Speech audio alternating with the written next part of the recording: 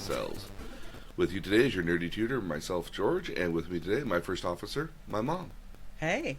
Alrighty, so last week we talked about Star Trek and the myriad of different things happening in Star Trek. So it's a deep canon that's trying to get a revitalization here as of late, but I think if you really want to start with Star Trek here, you can kind of really start anywhere. My recommendation is kind of to start with the Next Generation because it still holds up very well by comparison to other series. And if you ever actually kind of want to get into that 90s sort of Star Trek, which is a lot of these episodes take place in the bulk of the series that it exists in, you can start with Next Generation because it's a good primer and it lays the foundation of what to expect from Star Trek for the most part here. So these were the choices why I chose this series to start with instead of like Deep Space Nine or Voyager in particular, because Deep Space Nine is basically a long-term space opera of war in a way. Mm-hmm. There's a giant war that kind of happens in this huge struggle with all these politics, but it's like you don't know about the politics beforehand in Star Trek The Next Generation. They don't really quite make sense. In Voyager, because it was kind of trying to redo the magic that was the original series of constantly seeing new stuff and being in new places, like none of that. Star Trek Deep Space Nine, Next Generation and Deep Space Nine have almost no function on Voyager at all, or very little function at all. They're independent. It's somewhat independent for the most part. Did they ever play at the same time?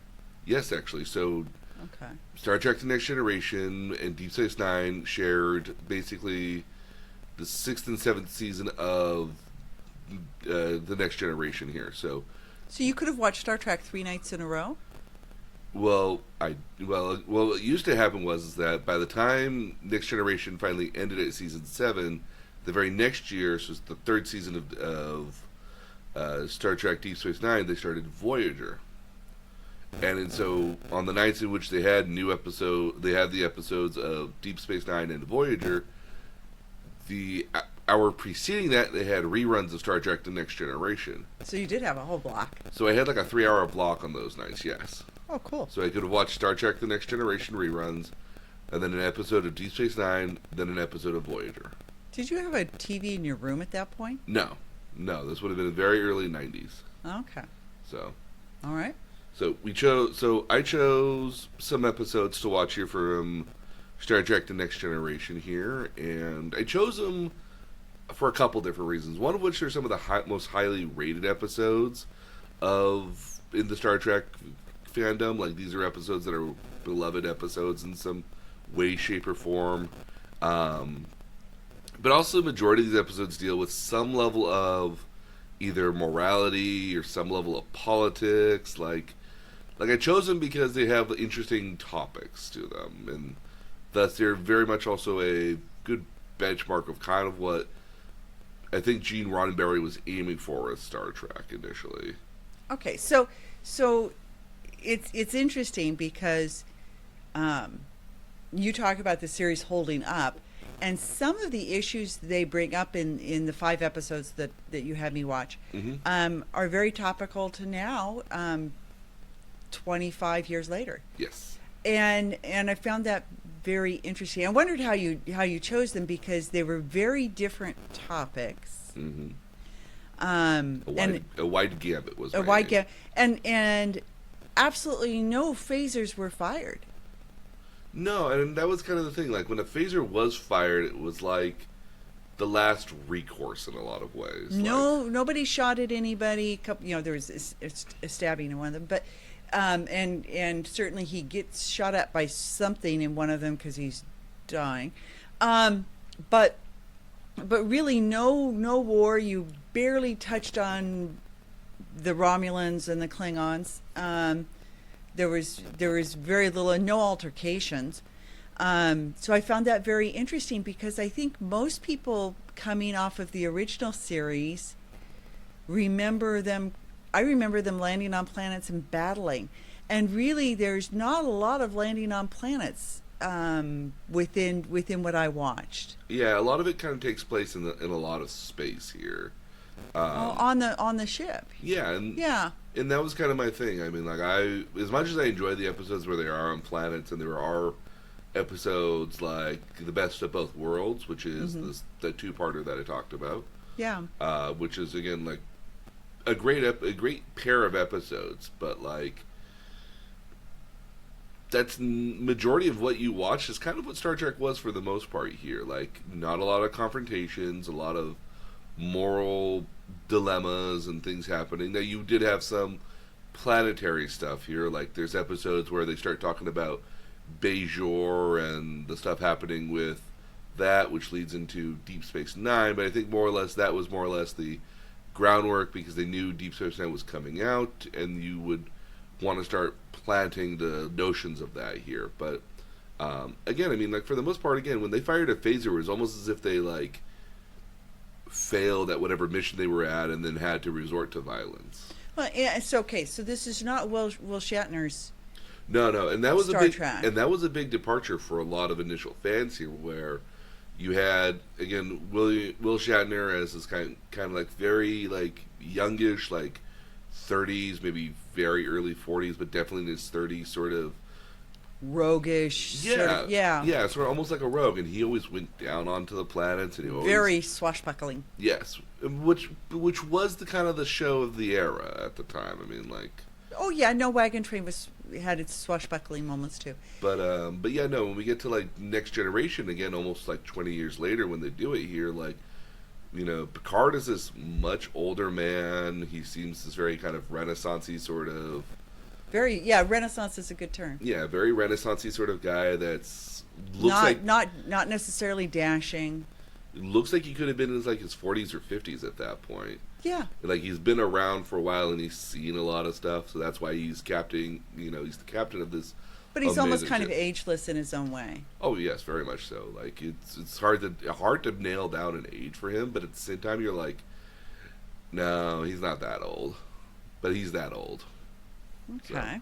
So let's go through the different episodes I offered for you. The first one we'll start with is Offspring.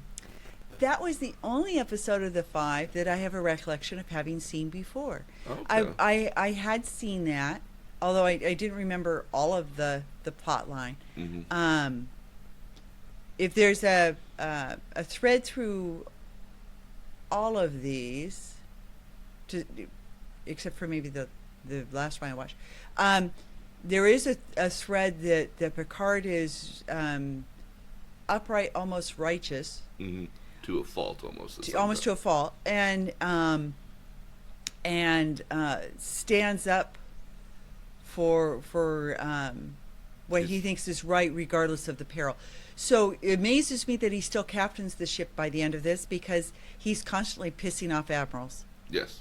No, and that was one of the other thing, and I kind of didn't realize until much later here that I picked a lot of episodes with admirals in it, oddly enough. Yeah. And they don't. And oddly, like seeing an admiral in the show was like a big deal initially. Like they rarely showed up, but oddly enough, I picked episodes with admirals in it, so I apologize. But no need for apology. A number of them were female, and that was kind of cool. Yeah. So so you picked the episode. This particular episode dealt with two different things. Yeah. One is AI, and and that's a coming reality, and we have tenants who work on AI. So it was interesting to see what would happen when somebody feels, and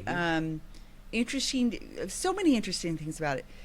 So the setup is basically Data, who is an android himself. Yes.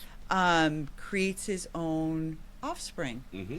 And so the first question that gets raised very early on is Captain Picard says, "Why, you should have consulted me in this," and Data very astutely answers, "But you don't usually get involved in whether or not people procreate." And Picard is very taken back by that response.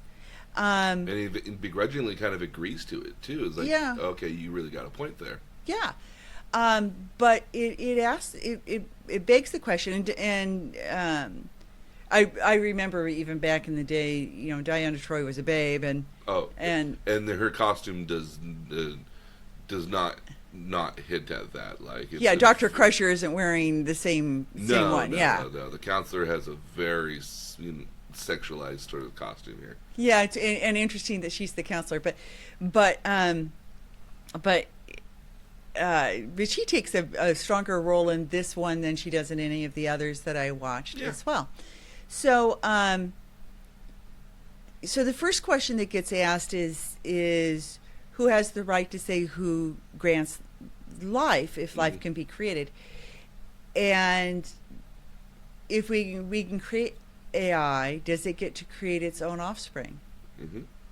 Well, I mean, I think as a moral dilemma, that's still something we're Well, ideally, the goal here is to eventually have technology that learns on its own level. I mean, we have basically Google as its own sort of thing here that basically doesn't get taught what is an apple. It like just shows enough pictures of what it thinks is an apple until it eventually learns how to do that. well. And it comes up with eventually these algorithms based off these little AIs that are just designed to learn what an apple is, and it just does that billions and billions of times before like it takes the best of that collection, makes new offspring off of those, and just continues to cycle until it gets better. Well, Facebook does it. Yeah, and again, We have all sorts of AI these days that is prompted by learning you, yes, and so I found so many interesting, really applicable to now topics within this particular within this particular episode, and probably the most in this episode of any of them.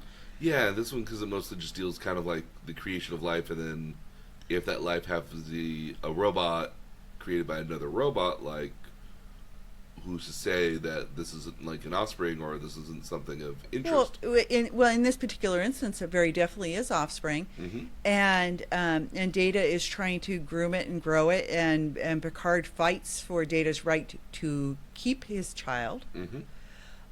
And when they try to separate them, well, that's towards the end of the episode. But I mean, Picard fights for the right, and very much regards Data as a father once he gets used to the concept. Yeah. So I found that bringing up to light what is a parent, Yeah. and who can be a parent, and he's a very good parent. He's doing all the right things you would want to do as a parent. Yeah. I would presume here, like giving it the choice to literally, in this case, when it gets created, like it has no Gender. race or gender here, and it is given the choice of different ones. One of them being like a Klingon, Yeah. and so when it finally decides on this, like, I guess He gives her teenage- over 1,000 choices. Mhm.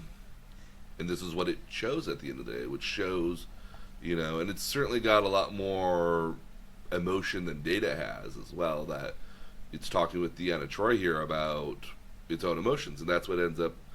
So the episode ends up going where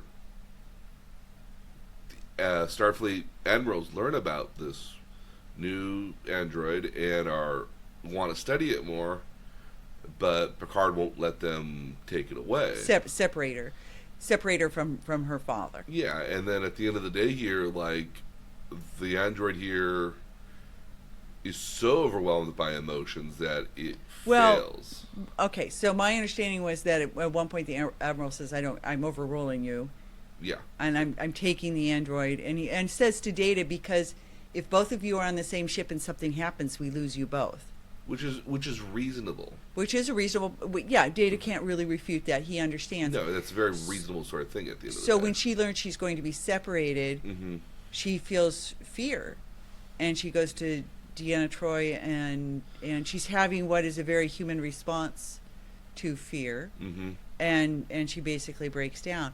And in the end, Data is incapable of love because he was never built to have emotions. And she, in one of those lovely tearjerker moments, says, I will love for both of us. Yes.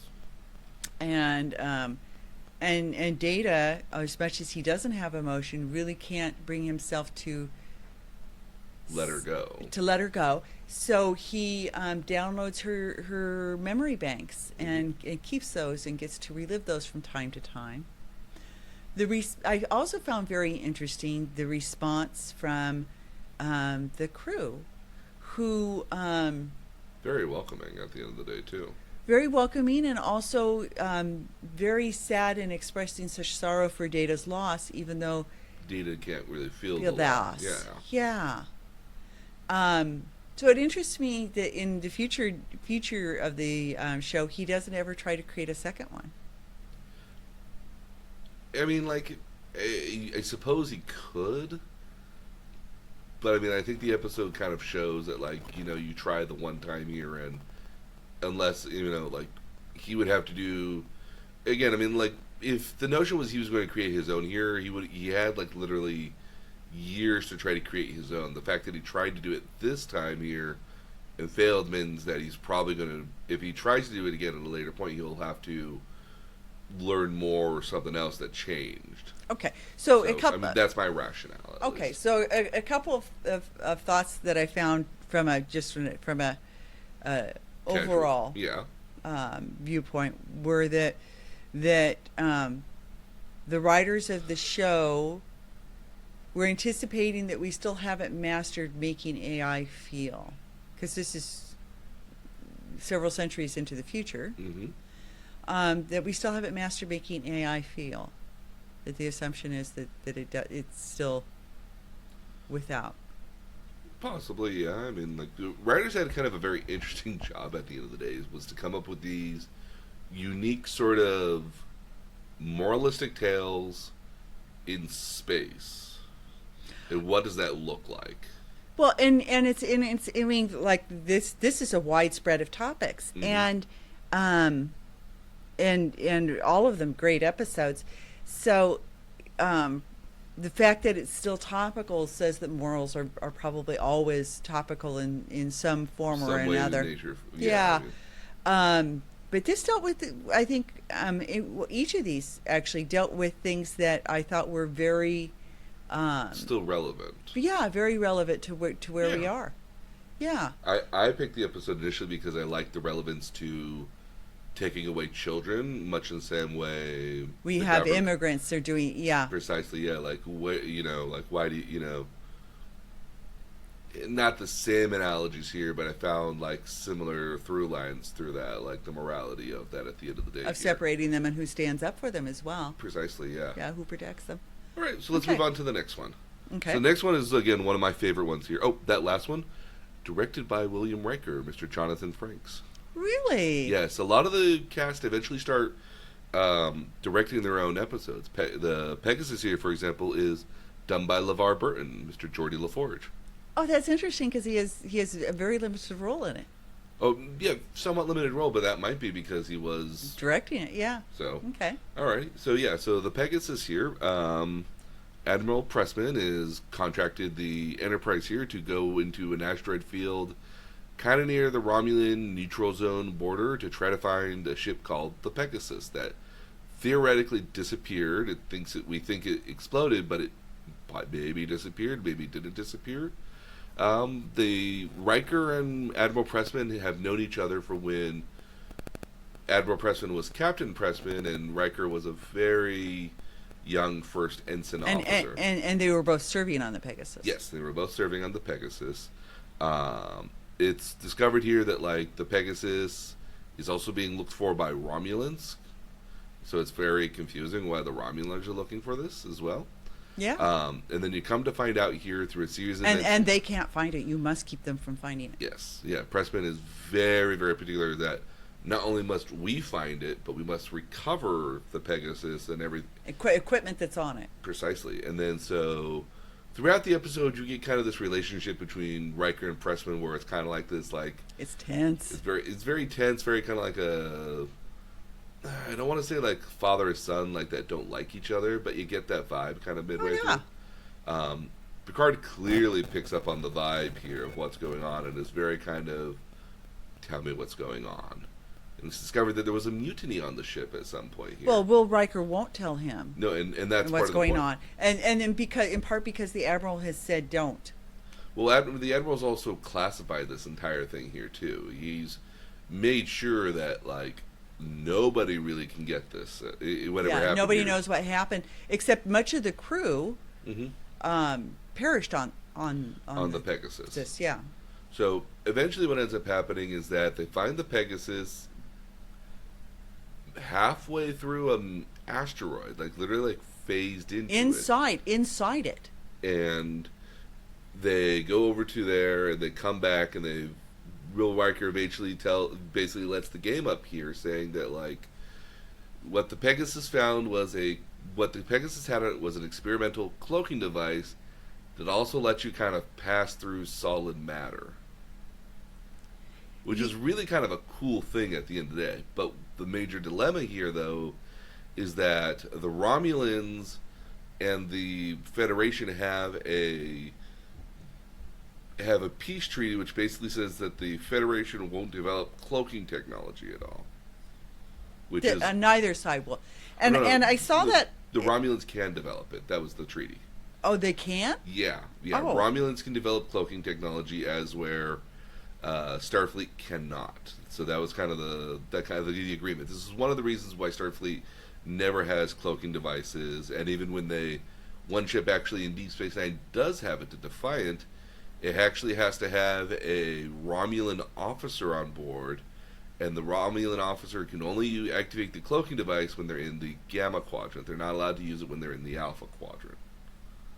For even that the most seems unfair. It does, but you got to remember that, like, at the end of the day, here, like, Starfleet's a primarily peace-loving, peacekeeping sort of force here, and if you could have cloaking devices on these ships, then none of these ships would ever be outside a cloak, and you would never get to see the exteriors of them. Plus, kind of the notion of a Romulan warbird or a Klingon bird of prey, kind of like uncloaking and coming to attack you is kind of this cool surprise attack versus like Federation that doesn't really do surprise attacks. They're showing up in force, and they're gonna show their might with their massive starships. Well, I mean, but part of the storyline is that the cloaking device that's there is faulty. Yes. And what happens? You started to talk about Picard finds out that there was a mutiny on board, and he doesn't know why, except the Will Riker defended the captain, Admiral. Who was Admiral, at the time Captain Pressman, yes. And got him off the ship and saved his life basically during that mutiny. And when they get on board the ship, the Pegasus, which is because it's a faulty cloaking device, actually uncloaked itself into the asteroid. So 40% of the ship, excuse me, 40% of the ship is actually in the physically in rock. In rock, yeah, absolutely. And that's why it can't be brought out. And when they get there are dead people just strewn about. And but the dead people, because they're in space, haven't decayed or anything. They're just dead people. Yeah. And he and the Admiral have a talk in which he says that he was only 7 months out of the academy and naive and didn't really know the difference here of what was right and wrong. Yeah.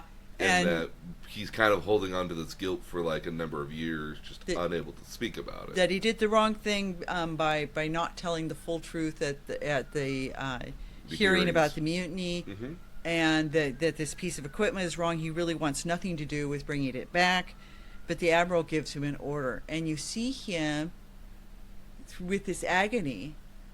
Having to follow orders he knows to be like wrong, morally wrong. Yeah. And the Admiral talks about the treaty that was struck and how wrong it was, and how much it handicapped. Yeah, how much it handicapped the Federation here, because it's a giant tactical advantage loss that they basically have. Because, again, like cloaking technology in space here is actually very useful because you can go about your own business with nobody being able to see you. It allows for surprise attacks. It allows to have the upper hand in spying on your enemies, but that's not really Starfleet's modus operandi. Really, is not for them not to spy at all. So now you have the Enterprise has gone inside. This asteroid where they find the Pegasus. Right. So it's now inside the asteroid. The Romulans, who we've already met and are also looking for it, have now blocked the exit back out of the asteroid, and the Enterprise is stuck in the asteroid, and they will all die. Unless they find a way to get out. And Yeah.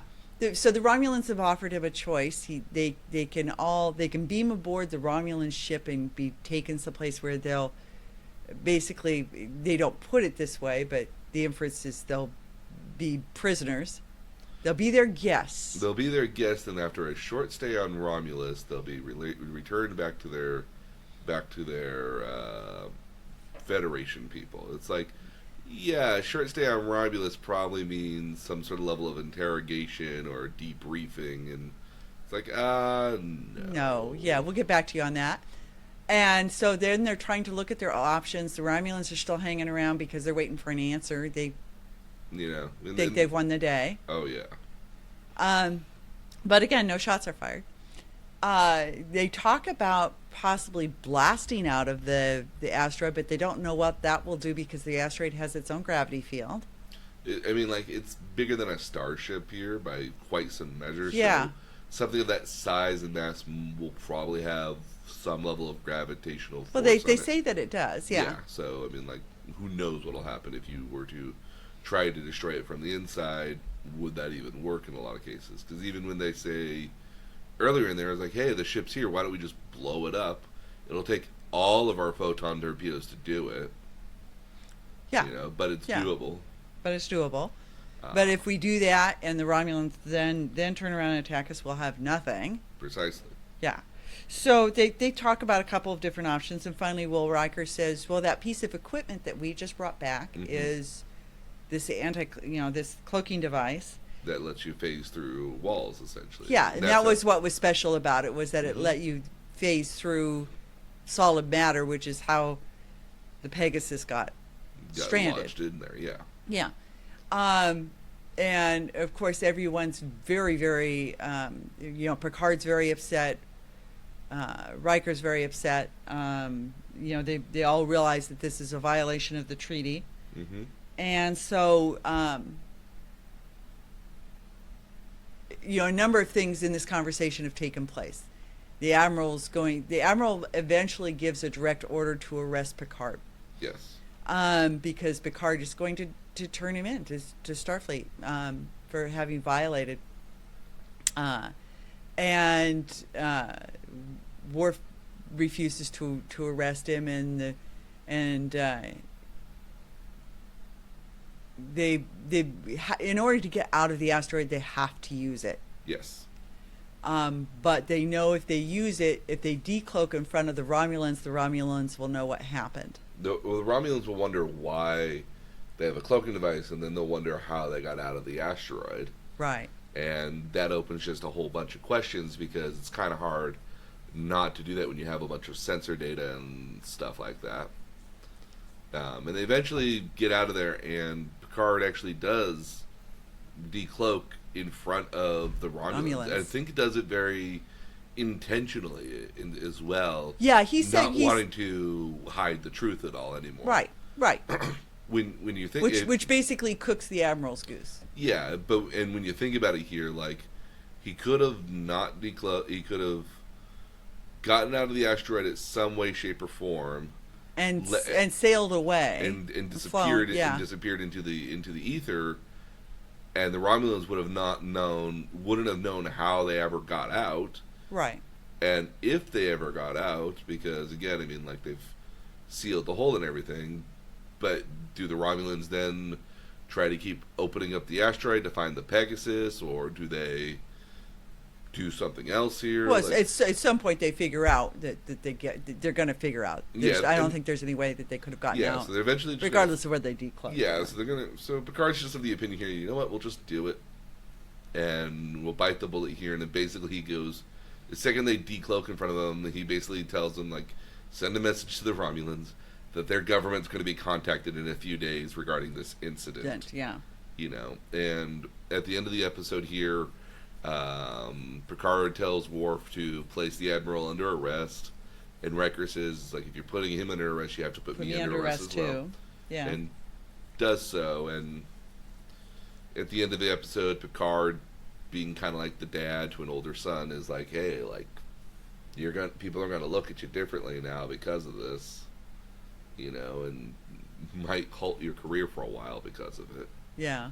You know, but even earlier in the episode here, at one point, the Admiral and Captain Picard are having dinner or having a drink or something together, and they discuss why Picard had chosen Will Riker without ever actually having met him. Yeah. And it was because Riker had everybody was kind of very much the same when he was looking for his first officers, but Riker had at one point tried to stop his captain from doing something because he thought it would endanger the crew, and Picard was like, that's my guy. I need a guy who's going to stand up to me and say, no, don't do that. That's challenge wrong. me. Yeah. Yeah, I need somebody there to challenge me as my first officer. So again, here your theme is do you always follow orders even when you know the orders are wrong? That and kind of a little bit of the treaty sort of stuff here, because again, like, there's a couple different treaties that do come up every so often, and regulations that Starfleet pretty much has to follow all the time as a military organization. You know, like, you can't just go in guns blazing. Okay, so I found this very analogous to the Iran treaty that was just recently voided, Mm-hmm. that we stepped out of, and also the Paris Climate Accords. Yeah. Treaties that we Entered into with good faith and then backed out of for somewhat duplicitous reasons. yeah. So I found it again very topical even now. Yeah. 25 years later. Again, all good stories can be that way.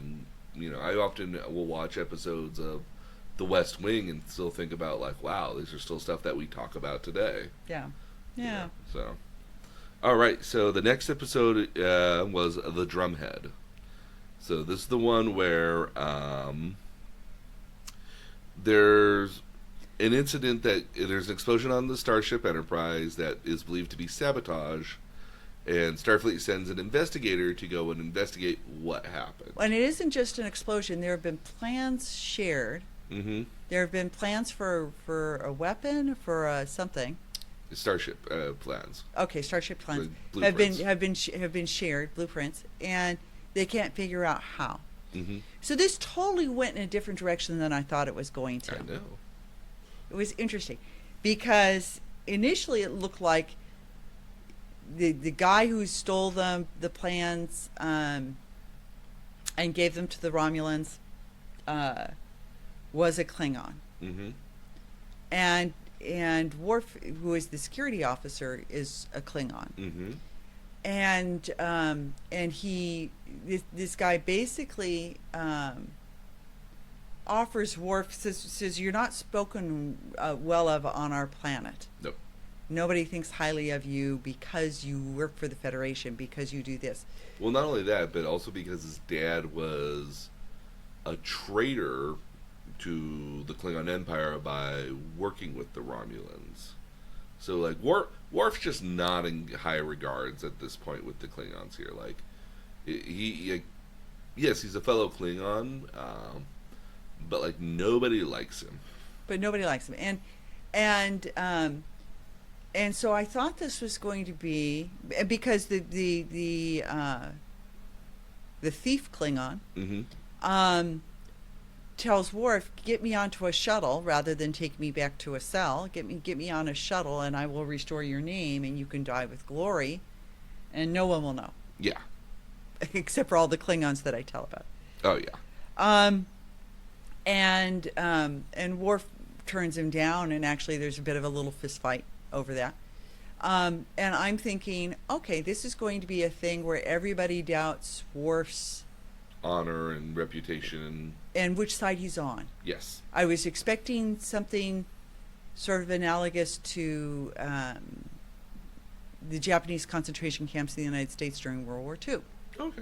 Yeah. I was kind of thinking it was going to go there. And it didn't, although it still dealt with somebody who had other blood in them, as it were. Yes. So they bring in the admiral who is the chief inquisitor. Yes. And her father had been a very influential inquisitor as well. Yes.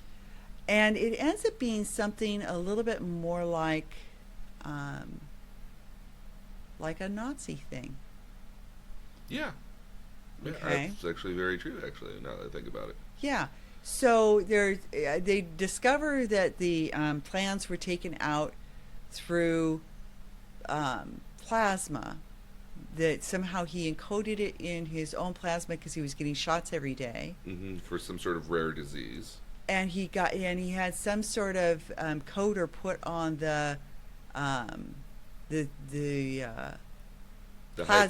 so he gets a hyper spray every day that has like some sort of like daily necessity of vitamins or something like that, and somehow what they had done is they had encoded some of the proteins in that thing to have the data built into it, and so that he could basically carry it in his body and have the proteins resequenced at a later time to share all the data.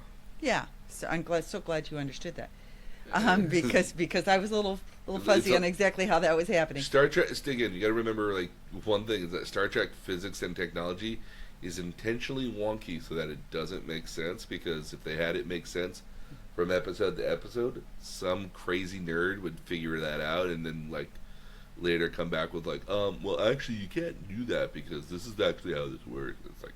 Yeah, no, got it. So, anyway, as it turns out, somebody on the medical staff who has given him those treatments several times, unbeknownst to everyone, has a Romulan grandfather.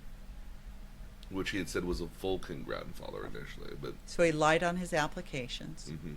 And even though there's no other proof of anything, he gets railroaded, and they're then looking into his friends and acquaintances and the people he went through Star Trek Academy with, and it's a young man.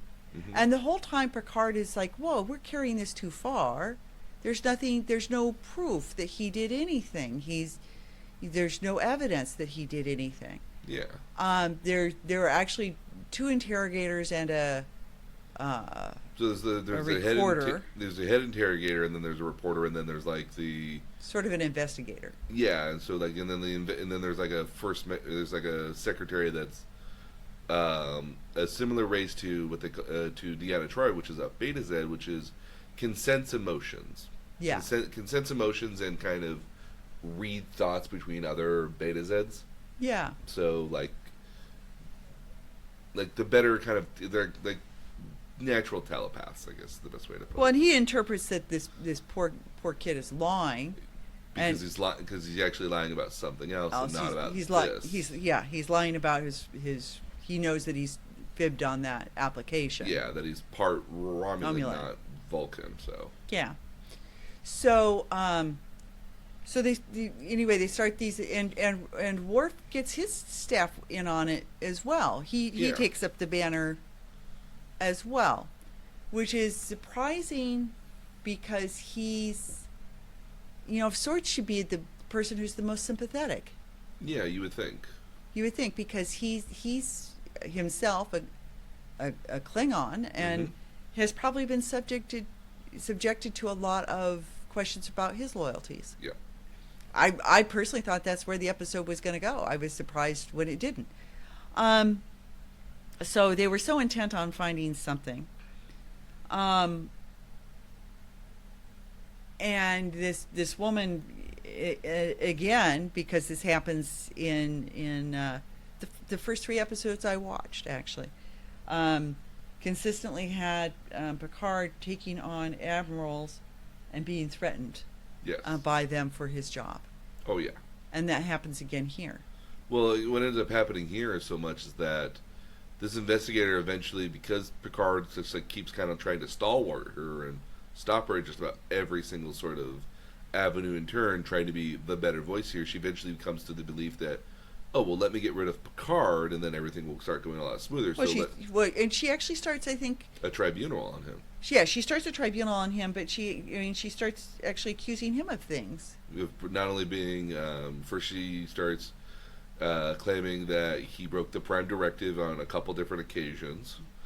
She goes back through his files and finds any dirt she can. And now, mind you, the dirt that she finds up were actually previous episodes as well. Okay, so people are aware of them. So if you're clued into the episodes, you would have known previous episodes. If you're good enough, you would have remembered what episode they were. Yeah. But like you'll know that some of the things that she's talking about happened in previous episodes. Okay. And then she also brings up the best of both worlds, which is the time in which Picard became a Borg, and outright calls him a traitor for traitor, and how can he still be a captain if he had become a Borg at one point? Yeah. Like, she's going quite deep on. But in the meantime, Picard has contacted another admiral, Mm-hmm. and asked for a supervisor, who has now arrived. Yes. For that tribunal. Yeah. So yeah, like at that point here, like now, in the process of the tribunal here, he's actually brought in another person to oversee this here, and not just let this investigator and Inquisitor just like have free reign here. Who is an admiral herself? A former admiral. A former admiral. Okay. Yeah, she's now apparently in the like law or justice kind of department sort of thing. Okay. So, and the end of the episode basically is Picard has this stirring speech about how, you take away our voice, you take away da da da, and all we're left is with tyranny. It's basically he basically talks about the innocent until proven guilty. Mm-hmm. And it is very much, I thought, I found it very applicable to sort of, or analogous to Jews in Nazi Germany. And once you start turning your back on this, then what happens next? Yeah. And for that same reason, felt like it was analogous to what's happening now, in so many ways. Yeah. Eventually, the end of the way the episode ends here is that the admiral here basically kind of just gets up and leaves and says, she melts down. Well, she has a meltdown, but it turns out that he is quoting her father's words. Yeah. And her father was a justice, and she has a meltdown in which she says, how dare you even speak my father's name, and my father's the highest of men, and da da da da da da. And she completely flips out. Oh yeah. Yeah, very much so. And then the admiral who Picard had brought in basically gets up and says, like, no, enough of this. This is done. We're done. We're not doing this anymore. Yeah. You're going to go back to Starfleet, and we're going to reconsider your position. Yeah. And then they have this, and then Worf and Picard have this very kind of touching sort of talk at the very end of it here, where like Worf's like, I'm sorry that I, played a part in any of this. Yeah. He realizes that he was... Yeah, like, he realizes at the very end here that he was being very overzealous and basically that kind he of got screwed caught. up. Well, but it was a sort of a representation of when we get caught up and influenced by a little like McCarthyism, actually. Yeah. Would be another one. Guilt by association and getting caught up in something just because people in authority are telling you that's what is. Yeah. So I found it very, very interesting. Yeah. Again, a good episode at the end of the day. Yeah. All right, so the next one here I picked was Tapestry. This is, again, we didn't have an episode with Q, so I figured we needed an episode with Q. And this one is a great episode all on its own here too. So, Drumhead, also directed by Jonathan Frakes. Oh, there we go. Okay. So Tapestry is basically as a cold open here. Picard has been shot. Yeah. And he's basically brought into sickbay here. They're trying to get him healthy, but They're trying to revive him. they're He's trying out. to revive him. But he appears in basically a white void. And out from this white void, there's a figure, and Picard kind of just walks toward it. Sort of like that light you hear described when people die. Okay, yeah, Bright white light. yeah. And then in this white void expanse, he meets Q. Dressed in all white. Yes. And Q says he's God. And Q basically just tells him, like, yeah, you're dead. You're dead. You're dead. Like, No, I'm not. Yes, you are. yes, you are. It's like, no, I refuse to believe that you're here in the afterlife, Q. It's like, well, I am. Yeah. And basically what ends up happening here is that Picard starts talking about, like, his greatest regret, and his greatest regret that he had was that he got into this fight when he was just right out of the academy. He got into a fight with a Nausicaan, which is this, like, big, gnarly dude, like, with a lot of spikes on him and everything. He got into a fight with a Nausicaan in a bar and got stabbed through the heart, which is how he has, like, which is why he has a heart replacement in him, the mechanical heart. Yeah. And he kind of sees that as what he thinks is a point in his life where he wishes he never got into this fight because... Well, he describes himself as having been rash and taking chances for a period of his life, and he kind of feels like that wasn't representative of the values that he later grew up to have, matured into having. Yeah. So, so Q does him a kind of a favor, I guess, here in the afterlife, and says, like, you can relive that moment. I'll give you that moment back, and if you can get through it. Without stabbing the Nausicaan, without getting stabbed, without getting in the fight, then you can live. Yeah, well, then you can live, and so Picard goes through that entire point here and does survive by not getting stabbed that day. Right. He avoids the fight, and he gets kind of teleported back to his old life, but it's not really his old life. He's in a blue uniform now, which is a science division. He's an ensign. He's not the captain of the ship. He's an ensign, and he's not well respected. Not only is he not well respected, he's a glorified errand boy for the most part. Well, he's a science officer, and his job isn't particularly Glamorous interesting. Or yeah. Interesting. What I found most interesting about that particular portion of the episode was that he asks if he can sit down with Deanna Troi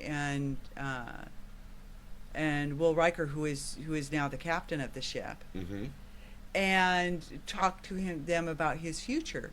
And they basically both tell him, you're prompt, you're dutiful, you're productive, but we don't really see you going anywhere. And he says, well, I'd really kind of like to, maybe become a commander. And they said, well, we need to talk about maybe more realistic expectations for you. We don't see that. And then Geordi LaForge is on him over his communicator with you promised me these statistics. Where are they? Yeah. So he's having to answer to somebody. And it's not the life he thought he would have. Yeah, it's not the life that he really envisioned, even though it's kind of the morals and the beliefs that he kind of wanted to have. Right. So, sensing and realizing that he made a mistake here, he calls out to Q one more time and gets put back into that bar fight. Well, okay. So let's wait up here a minute. So okay. Q, he calls out to Q and he says, this isn't my life. And Q says, well, this is your life. If you weren't reckless and didn't take the risks you took, this is the life you end up with, but you live. Yeah. And he says, well, I don't want this life. And he says, basically ask for another chance. And Q says, so you would rather die than have this life? And he says, yes, I would rather be dead than have the life. This pathetic life that of no real existence and no real, anything. Well, which is, and I actually in some ways found that a little offensive, because it basically defines the quality of life for anybody who's a worker bee as opposed to a leader. And for some people, that is a very fine quality of life. Yeah. No, again, I've often said, in work, there's kind of like three people in work. There's your sheep, which are just people who want to do the most basic job they need to, and they don't want for more. They're happy with what they've got, and it's appropriate for them, and they're good at that. Yeah. No. Again, I've had, I've said before that like some of my best workers are sheep, and they're the best sheep I've ever had in my life, because they're people who know what they're doing. They're always respond to work. They're right there when you need them. They're and reliable. You can count them, and they're the most reliable people. Them. Yeah, and they don't want for more. They got exactly what they want. Yeah. And then you've got what I call wolves. These are people who, want to be leaders but aren't leaders in a sense either. Well, they're willing to do anything to get there. Well, they're willing to do kind of almost anything to get there, and they're not well respected because they don't really have the morals or the ability to be a leader in some cases. And then you've got your sheep herding dogs. These are the people that walk into a room and it's like, that right there, that's the guy in charge. And these are the people that are the natural leaders. These are the guys everyone looks up to. These are the guys in which you see them and you're like, that one right there, that's the one right there, that's the guy in charge. Sort of mentality. And very much Picard is not a wolf. He's definitely not a sheep. But he goes to Q and says, look, this is not, I'd rather die young and have this my life, having my life versus, having this, what I feel is to be a somewhat pathetic sort of life here. And again, Picard was not meant to be a worker bee or a sheep. Yeah. He really was not. He was meant to be, he was meant to be the leader. He's the alpha dog. Yeah, and he recognizes that in himself, I guess, at that point. Well, it's an interesting sort of, the moral here is that life rewards people who take risks, but only if you have the gut to do the risk. Yeah. But the moral is that life can be more fulfilling if you are willing to do those things, and that there's a value in being brusque and rash at an age. Oh, see, because I thought there was a different moral to that. Okay. See, so what I thought was that, you can't go back and change what you've already done. You're not going to like what happens afterwards. Well, it's very much a butterfly effect thing. Oh, yeah, no, very much a butterfly effect, And, again, I took it from the point of view that that you can't go back and change what you've done. You have to live with what you've done, because if you change it, because you can't go back and change it. Well, and, okay, So, what regrets you have still made you you. Still make you at the end of the day. I mean, if I had gone to a different high school and had different friends, I imagine I'd be a much different person. And I don't know if I want to be that different person. I like being me. Yeah. And that was very much the story I got from it here. That was hey, you can go back and change your stuff, but you may not like who you become, and you're not going to be who you are before. I can't imagine not knowing the friends I already have now and doing what I do already here. I can certainly imagine doing something else, but I mean, I don't know if I'd be happy doing whatever else I did, and I like this. So So it's interesting because we came away with slightly different kind of things from it. I'm known to take a risk or two myself, and so I think that part of it sort of appealed to me. Mm-hmm. But I also felt like it was, the part of himself that he disdained was that young, rash man. But that young, rash man was very much a part of him that made him who he was later. Exactly. So, and the end of the episode is basically, he gets stabbed. He gets stabbed here. I guess in theory, this is the second time he's gotten stabbed. And as he's getting stabbed, he looks down and he kind of giggles and laughs at what happened here. Yeah. And then he wakes up in sick bay, and he's recovered, or he's going to recover. He's alive. He's giggling and laughing, and he has this final moment with Riker. He's like, "Yeah, I saw frickin' Q," Yeah. It's like, why did you see Q? I don't know. Maybe, I don't know if it was just a dream or if it was elucidation because it was dying, or maybe Q really did kind of step in and show me But I can't believe he gave me a second chance. He Yeah. actually says, but I can't believe Q would give me a second a chance. Yeah. So like it's the episode is purposely left vague at the end, like what really happened here. Yeah. But that's okay because we kind of don't really need to know whatever happened. Yeah. No, It's you're okay. absolutely right. So, yeah. Again, Not everything has to be tied up with a bow. Now that's my favorite episode, I could see that. and it's I like that because again it has a very like heartfelt moment, and like I just think it means a lot to me at the end of the day. Like that's one of my favorite episodes. Yeah. Now, the last episode here, And again, I just to back up a little bit, Mhm. I thought it was going to go to a different place. I thought the decision he was going to have to make would include the young woman that he sleeps with that one night. yeah, I thought that they were going to take it with a whole, this is the wife and family you could have had. mm-hmm. This is life you have now. Choose between them. Ah, So while we were watching, I thought, oh, okay, this is where they're going with it. And it surprised me that they didn't, because that would have been a good story as well. I imagine that could have been a good story, but they actually told that story. Yes, they did. So, the next episode here is called The Inner Light. Now, this is considered the best Star Trek episode by a number of fans, websites, and so forth. Like, it's rated either like the top 3 or even the top number 1 in a number of different rankings. That's So, interesting. Okay. It also happens to be like the one episode in which this one prop shows up, and everyone lost their mind over this one prop. Is it the necklace? No. No. It's the flute. The flute. Yeah. Okay. So the inner light happens is that Picard is that the Enterprise comes across this weird probe in space, and as they're kind of like scanning the probe kind of projects a light, I guess, onto Picard and knocks him out on the bridge. Yeah. And Picard wakes up in a different place and world, and Yeah. he's a different person. And He's got a much. he's wearing tie dye.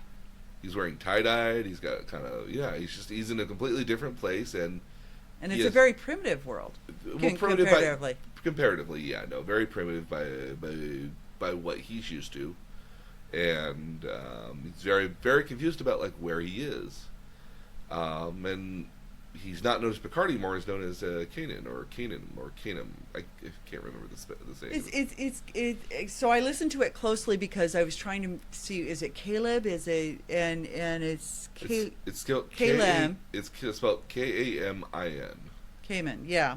So, so he's in this. So basically, what ends up happening is he gets transported to this other world, and he's now living the life of somebody else. In the beginning, he's very much of the opinion is like, no, I'm in Starfleet, da da da da, and everyone's like, did you hit your head on something, man? Well, he'd been sick for a week. Yeah. And he'd had a high fever. So the assumption was that because of the high fever, he had lost his memory, and that was the excuse that was given for him thinking that this other world even existed. Mm-hmm. Yeah. So he's Married. He's married. He's going to have children.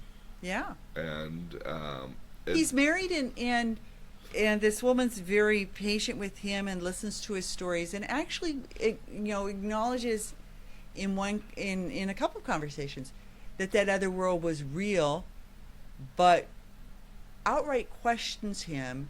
What did that other world offer you that this world doesn't? Do you really? It's time to move on, and you get this sense of time. They give you, so she outright says, it's been 5 years now, and we're not having a family. I want to have children. I want to have a family. Yep. It's time to move on. Yeah, very much. It's time to move on from these fantasies and come down kind of to the real world. Yeah. Which he does. He does with some trepidation. He still kind of like has that kind of explorish sort of nature to him, but like he's creating instruments. Yeah. He's an iron worker, which allows him to create instruments. So Yeah. he's creating instruments and mapping stars and creates a telescope. And is also, sort of helping with, Coping. well, but he's helping with trying. The world he's on is in a massive drought, Mm-hmm.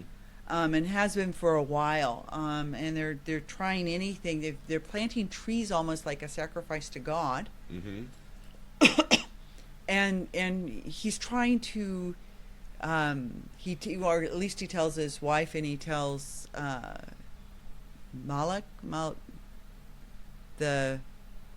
he names his son after him.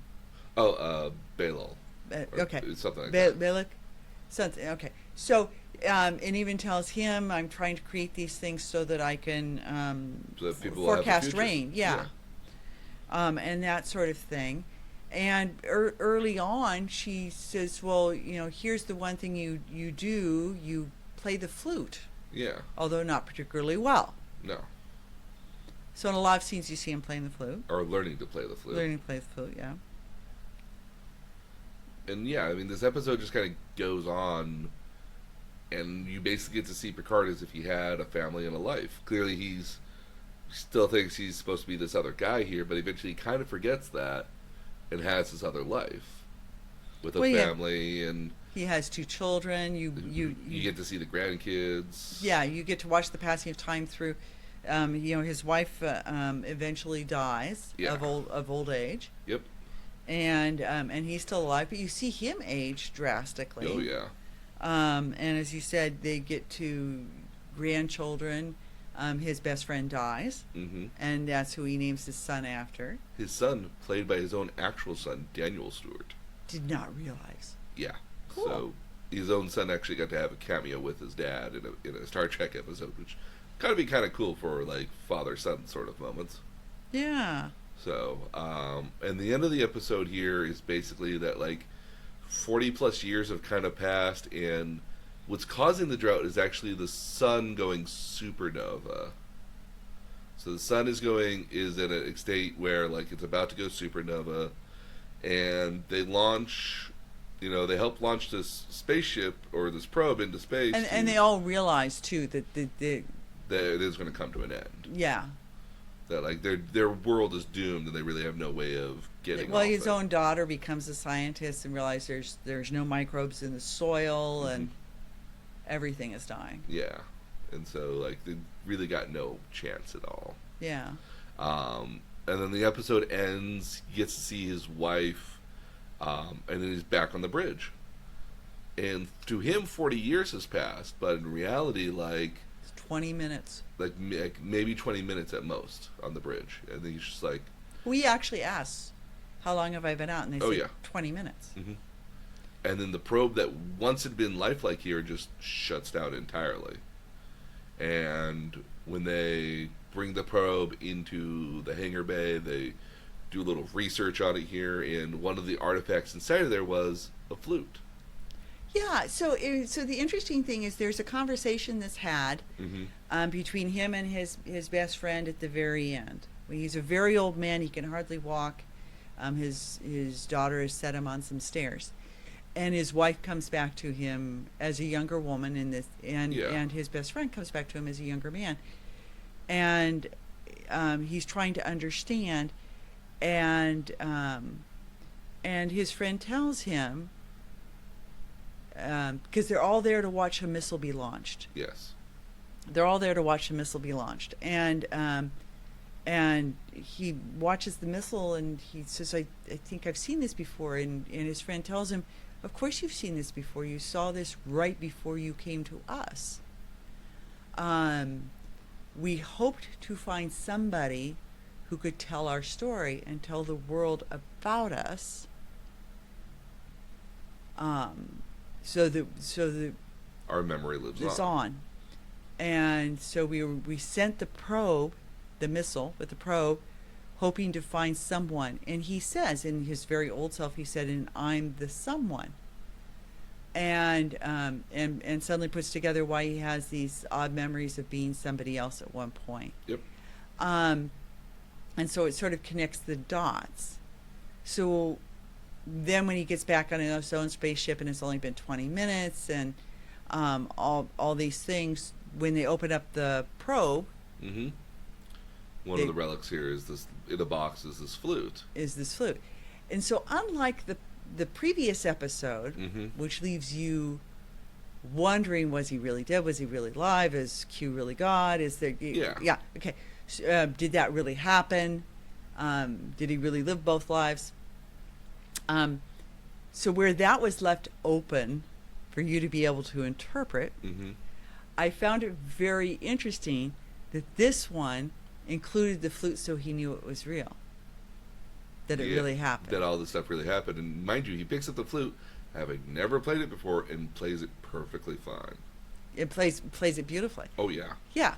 So so I thought it was an interesting counterpiece to the previous episode, which left, An ambiguous ending. whereas this one gave you, This very finite, very sort of, in all honesty, like, this could have been like almost its own movie, and nobody would have walked away from that unhappy. Now, mind you, like, it would have been a weird movie to have, but, like, it's still like this is, again, considered one of the more better episodes. well, it's interesting because you do get to see, Mm-hmm. this went where the other episode, the previous episode, which is actually a later episode, it actually happens in a later season. Yes. Where that episode didn't go with wife and family. Mm-hmm. This one does. Yes. It's a primitive world, not a Not a futuristic one like Picard was used to. right. He's working with his hands, not his mind, although he does develop science and passes on actually quite a bit to these people. Mm-hmm. He's living a very rustic life. Far simpler life by A far his... simpler life, and you get to see him as a father with his children, and so it went there, which was a side of him that we don't usually get to see. You get to see what he's like really as a man and not a captain. Yeah. So I thought that was interesting. Yeah. No, again, very well done. Again, this episode, considered to be very much like the top fan favorite episode. Remarkably, the flute. So in 2006, they did an auction of a lot of the old Star Trek props. Because by that point, they'd stopped making Star Trek episodes since 2003, 2004 at the end of Enterprise. And they had this giant warehouse of all this old stuff was literally back almost 35, 40 years by that point. Oh, really? So they had stuff from the original series. They had stuff from they kept a lot of stuff here. So they had like old, like the Star Trek the motion picture costumes. They had the old Constitution ships, because remember that back in the day here, models. They built these large models which went for hundreds of thousands of dollars in some cases. Like the Enterprise, I think, went for like $300,000. The full like 6-foot model. Wow. And other ships got similar treatments where they got massive amounts of monies. This flute went for like $50,000 at auction. Wow. And what's great about this auction was that the only way I learned about the auction was that they had a 2-hour like Discovery Channel, History Channel, Neo Geo set kind of like little documentary about it. And then so the first hour is about like all the props and everything. Like they literally had to spend a year trying to find all these old props and going through the warehouse.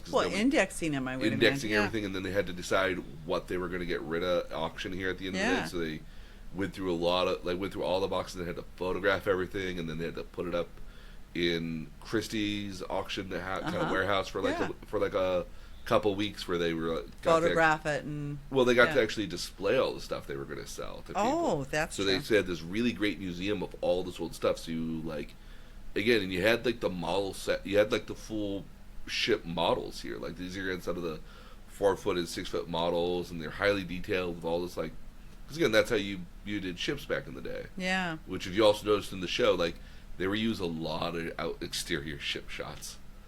Because again, it is kind of expensive to film it. Yeah. And tricky too. So a lot of shots you see are very much like the same kind of somewhat static moving shots. So yeah. But no, flute for a high amount of money, but like Patrick Stewart's trying to say here is like it's just a steel rod that they drilled some holes into. It doesn't actually play. It doesn't actually play? No, it doesn't. It doesn't play any music at all. It's Oh, just how funny. it's just like a pipe they drilled some holes into. That's it. Wow. So like, but that flute is a big deal for Picard, and like, it's one of those few keepsakes he keeps all the time. Well, and again, likening things to their relationship to our world now. Mm-hmm. I found this one, given our environmental crisis, what gets left of us if we eventually end up with global warming and Are these like the drastic effects that come from that? well, not even just that, but who carries our memory if we cease to live as a society? Yeah. What carries on our legacy? Yeah. Yeah. So if we get sucked into a black hole, what of us survives? They gave him the living experience, Mm-hmm. which is and then he could tell about it, write about it, whatever. And I found that a very interesting way to preserve it. Yeah. The thought that you would send out a probe and they would just basically latch on to somebody and have them experience what was the last kind of like couple decades of your world's life in order to be able to understand your world and what happened to it. yeah. Oh yeah, exactly. no, again, very interesting episode at the end of the day. Yeah, and topical. Yeah. I tried. Yeah. Alrighty. So what'd you think of all of this? Well, okay, so again, just whether it was just because these were well chosen, or it was just that topics in general for them were well chosen, which I think is probably the case. Mm-hmm. I totally get the attraction, because I can watch Law and Order, I can watch these things that they have a topic that gets resolved during the time period, but it doesn't make me. Very few shows actually make me think beyond the end of the episode. In terms of what that actual impact is, they don't leave you with a lot to think about Afterwards. once the drama's done. And these really did. All of them did. They asked really broad questions. Mm-hmm. So I thought that to me I find very attractive. What's interesting, yeah, about a lot of good sci-fi, fantasy, well-written stuff here, goes in maybe trying to ask a question, and a lot of times doesn't even find the answer to it all the time. But it doesn't have to. And it doesn't have to at all either. I mean, like, if anything, all it really has to do is just spark a conversation at the bare minimum. Yeah. And, like, again, if we go to, like, Game of Thrones that we talked about here, like, a couple weeks ago, and... Oh, and thank you for that, because I went ahead and bought seasons 1 through 7. Yeah. Sorry. Yeah. Season 3, you get one of my favorite characters, by the way. The Viper. Do we? The Viper. Oh, yeah, no. I'm a Brienne fan. But anyway, Yeah. of Tarth. Yeah. So, but no, yeah, no. Good science fiction asks interesting questions. I mean, I again, if we link this back to like Game of Thrones here, like again, Game of Thrones is very much of this. What would happen if what is the fantasy world that relies on, kind of our own modern version of politics and backstabbing, and what if everybody's just an amoral sort of character? What happens to the world then? And you see a world that's very much of this. Season 4. I apologize, but no, season 3. That's okay. I'm just heading into season 3, so there's something to look forward to. But no, they ask interesting questions and leave you with a sense of wondering about what's to come or these topics here. Again, I go back to like The West Wing, and I can watch The West Wing every couple of years and think, wow, these topics are still relevant, and it's just amazing that these things are still, again, relevant years and years after they ended. I mean, like The West Wing is over like almost getting close to being like 2 decades old now, and Wow. yeah, again, it came out in '99. Yeah. And you think about it, and it's like 20 years later, these topics are still kind of relevant. Well, and it's interesting because, as I said, when we first started, the Next Generation wasn't the Will Shatner Star Trek. There are no troubles. The trouble with troubles. Well, you Yeah. get those troubles. These are not. I didn't choose episodes that were like that because they wanted a more. Because again, this is what I think Star Trek is people talking and coming to conclusions, and not necessarily fighting all the time, but trying to be the best of humanity that we could theoretically be. Which is kind of what Gene Roddenberry's thing was, is that like humanity has gotten to a better place, and this is the better place that it got to. The Federation. Well, the Federation again was just very kind of progressive. We want everybody to be a part of it. We're peacekeepers. We're explorers. We try to find new stuff and new civilizations to better ourselves. We don't believe in money. Politics rarely creep into a lot of our lives. Like the best that we could theoretically possibly ever be. Yeah. And like, and again, I mean, in the part where like the tapestry here, like humanity is defined by their jobs in a lot of cases. Because again, they don't work for money. They don't work for, they don't have to work in some cases here. You could theoretically be a bum in Star Trek here. I mean, like, but like the society's ingrained you that like you got to have a job and you got to provide, to the rest of society here. You'll live a decent life, but you got to help everyone else out. Yeah. So like, again, to Picard, where like, like you're kind of judged on your ability to be, who you are, and your job ability here. to contribute. Yeah, like it's a big deal for him not to be able to contribute the way that he's supposed to. Yeah. But again, I mean, like again, this is one of those cool things that Star Trek really did offer, especially in Next Generation, offered a lot of moral questions here, and again, some of them without actual answers. And then you still get to Deep Space Nine and Voyager.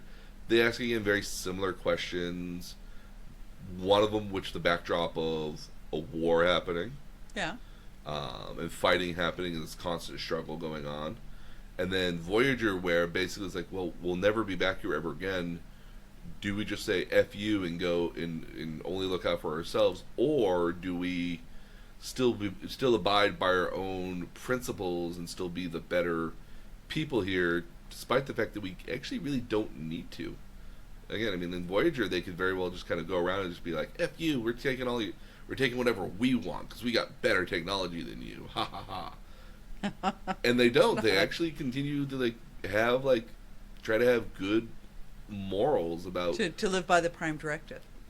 well, just to live by Starfleet rules at the end of the day. Yeah. I mean, like they very much go through their life basically continuing to uphold their values, despite that nobody's going to call them out on it. Nobody's facing a court martial, and like at the end of the day here, like nobody's going to stop you from doing whatever it is you're doing. Yeah. Like you're going to go back. Like we just got to get home. Yeah. And again, you could theoretically be a bum on one of these ships, but like when you get to later seasons here, especially when you get to Voyager here, like the ship was designed as a long-term spaceship without like family crews on it. Like Yeah. Next Generation's Galaxy class ship, the Enterprise, was designed to have civilians on it. It was Well, they showed the school. It's Captain Picard Day. yeah, it was designed to exist as an actual like city in a lot of cases. Yeah. With the captain basically being the mayor and the captain of the entire ship. Yeah. But it was designed to have families on board because they thought that would be, especially for a long-term like deep space sort of like exploration vessel, that you wouldn't want to be away from your family for what could theoretically be years and years and years, yeah. and so you would want to take advantage of having family that would make everyone happier. Yeah. And Starfleet later decides, you know what, we're going to go against that policy that we had for all those times of peace, where we have now more militaristic vehicles and ships where we won't have families on it, with the intention that these are ships that could get into a fight at any particular moment. We don't want to have Put people at risk. we don't want to put civilians and other people at risk here. And even the Enterprise was basically like, yeah, like it was a long-term exploration vehicle, but it mostly just patrolled like its area of Starfleet, and then like slightly ventured out to go visit other worlds. Not all the time, but occasionally visited other worlds. So, Okay. but that's Star Trek, and it's weird, it's unique, it's interesting, and again, I think really great writers have been able to imbue it with interesting moral dilemmas at the end of the day that really does show that, like, the world was a lot bigger than we might have imagined it to be, with, again, conflicts that we, like, again, like, we weren't, like, again, you said you weren't expecting some of these in some cases. So. Yeah. I found it fascinating. Yeah. Alrighty. Okay. Well, I think that'll do it here for us. Again, thank you for listening to this Nerd Tutorial podcast. You can find out more information at our website at www.nerdtutorialpodcast.com, or follow us on Facebook as well at facebook.com/Nerd Tutorial Podcast. And hey, if you think I've gotten something wrong or want to chime in on the topic or recommend future topics here, you can always visit me at nerd_tutorial on Twitter, and I'll be more than happy to respond back to you. But until next time, I'm trying to think what we'll do next time. I haven't decided just yet. I have questions. Ooh. Yes. Alrighty. There are things I'd like to understand. Well, I will definitely help you understand some stuff. Okay. So we'll see you guys all next time, and thank you so much for joining us. Bye.